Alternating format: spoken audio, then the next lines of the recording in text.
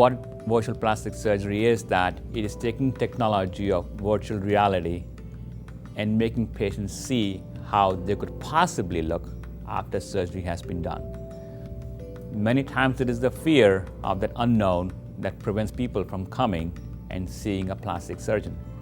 A typical example is in a breast augmentation. One of the commonest fear used to be, my doctor will choose breast implants that are very large, I will look very big, my friends will complain, my spouse may complain, at my office, my colleagues may look at me differently.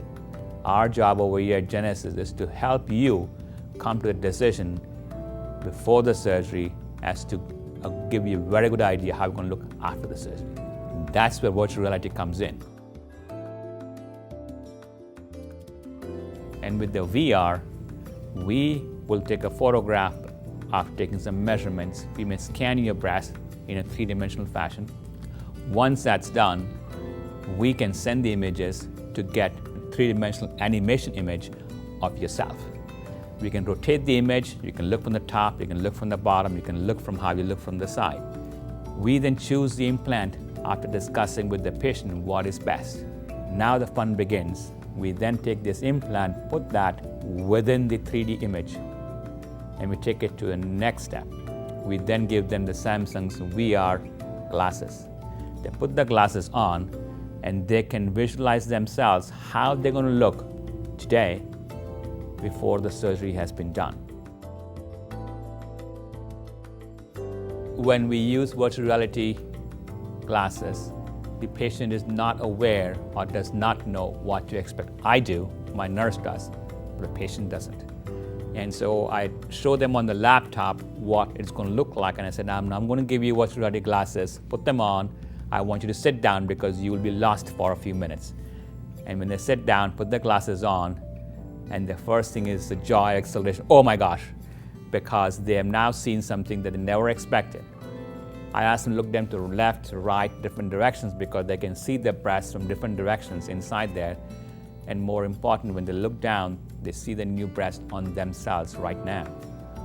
A funny story about this, when the software came out with the virtual reality glasses, I was trying to do the same thing. And they had test images, and I loaded the test images. I didn't know what was going to happen. And I looked to the left, to the right, and then looked at the bottom, and I saw that I had breasts, and that was a scream out. So it is something that is very amusing, but yet very exhilarating and satisfying for the patient. Typically, I use virtual reality for every patient who comes for a breast augmentation. It's easily done and easily understandable. Many times, nearly always, I'll use it for rhinoplasty or nose surgery. Many times I'll use it for the face and the neck surgery, sometimes for the tummy. The more complex the variables, the less accurate the technique is. So typically for a breast augmentation for a nose, it is very accurate. But when you start doing buttock fat augmentation along with a tummy tuck with liposuction, you have three variables all trying to change the dimensions.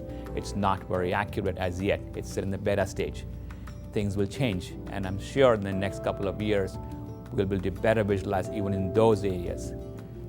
We have had this now for nearly 4 years. So I've had the experience to know what can be achieved with the software and what cannot be achieved with the software. And makes me very comfortable to tell them this is an expected result, or at this place software will not help. Too many variables, I'm not going to do this because it's not very accurate. The 3D virtual reality helps me in many ways. It helps me understand what the patient wants. 2, it helps the patient understand whether the surgeon can meet her or his demands or desires. 3, if there is asymmetry anywhere, it helps me gauge what would be the best way to get a good symmetry. And so in those 3 areas, 3D imaging plays a big role.